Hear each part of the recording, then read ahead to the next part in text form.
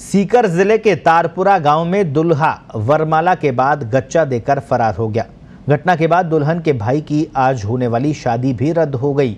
दुल्हन और परिजनों का आरोप है कि वरमाला और भोजन के बाद दुल्हा और उसके पिता ने अचानक दहेज की मांग कर दी, जिसे दे पाने में समर्थ नहीं होने पर दूल्हा बारात लेकर फरार हो गया।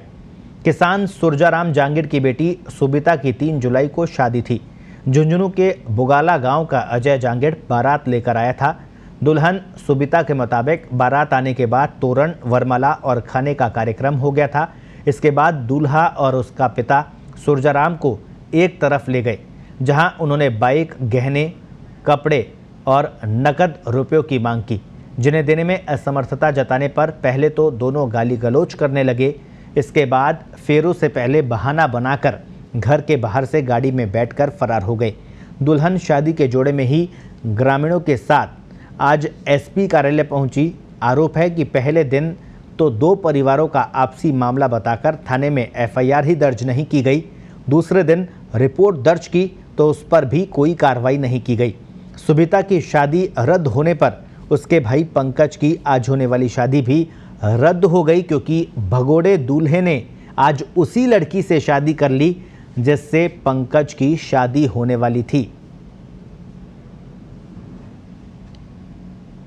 दहेज के लोभी दानव निम्नता के किस स्तर पर पहुंच सकते हैं, ये देखना है तो सीकर के तारपुरा गांव में देखा जा सकता है, जहां 3 तारीख को किसान सुरजाराम की बेटी सुबिता की शादी थी।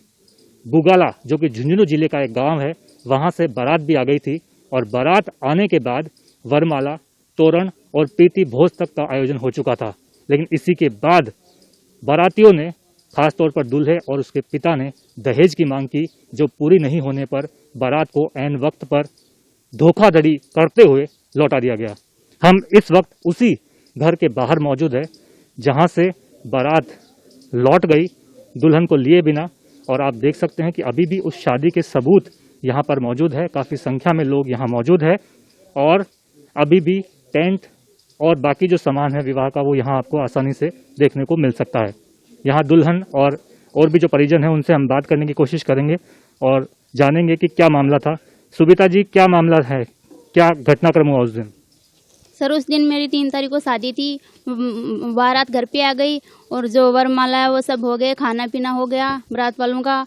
और फिर वरमाला के लिए बोला था, वो बोला कि उसने बोला कि आप ही लेके आओ, हमारी तरफ से नहीं होगी। बरी भी नहीं लेके आए, विनोदा होती हैं जो, वो भी नहीं लेके आए।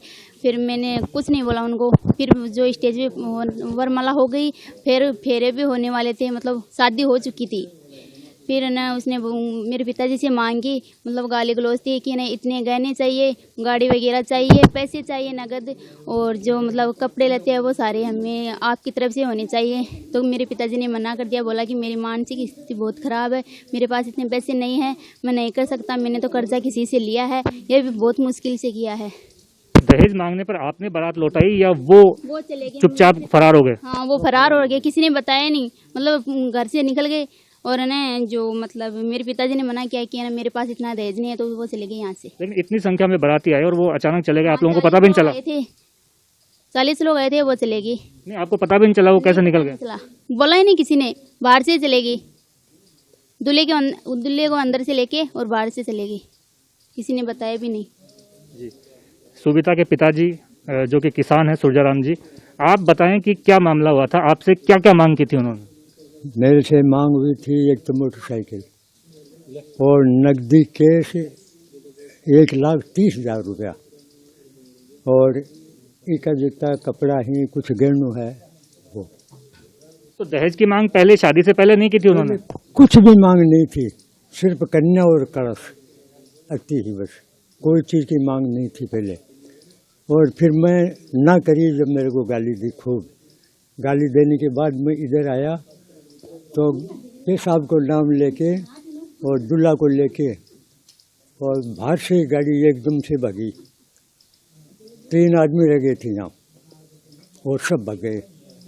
वो 3 को सुबह थानेदार साहब आके और निकाले। चलिए, सुबिता के भाई पंकज की शादी भी इसी शादी से जुड़ी हुई थी जो आज होनी थी, लेकिन वो भी इसी शादी की वजह से कैंसिल हो गई, क्यों हुई है, पंकज खुद बताएंगे। देखो यहाँ पे जो दूल्हा बन के आया था ना मेरी सिस्टर का, उसकी सिस्टर का और मेरी जो शादी होने वाली थी लड़की से उसके भाई का, दोनों का आपस में संबंध होने वाला था 7 तारीख को, और मेरी शादी होने वाली थी आज। तो जो बारात वापस लौट गई थी ना, उसी वजह से मेरी शादी भी कैंसिल हो गई। कुछ और भी सबूत यहाँ पर दिखाना चाहेंगे जो इस बात की गवाही दे रहे हैं कि 2 दिन पहले ही यहाँ पर शादी थी। ये देखिए, ये कोठियार है जहाँ पर प्रीति भोज के लिए सामग्री बनाकर रखी गई थी, और भी बाकी जो कमरे हैं उनमें जो दहेज के लिए फर्नीचर या अन्य सामान था वो भी यहाँ पर पड़ा है। लेकिन चूंकि बारात बीच में से ही लौट गई, इस वजह से ये सामान अब यहीं पड़ा है। तो पूरे परिवार में, और परिवार में नहीं बल्कि पूरे गांव में एक तरह से गम, तनाव और आक्रोश का माहौल है। लोगों की मांग यही है कि दहेज के लोभी जिन लोगों ने भी यहाँ से बारात को लौटाया है उनके खिलाफ सख्त से सख्त कार्रवाई हो। पत्रिका टीवी के लिए सीकर से मैं सचिन।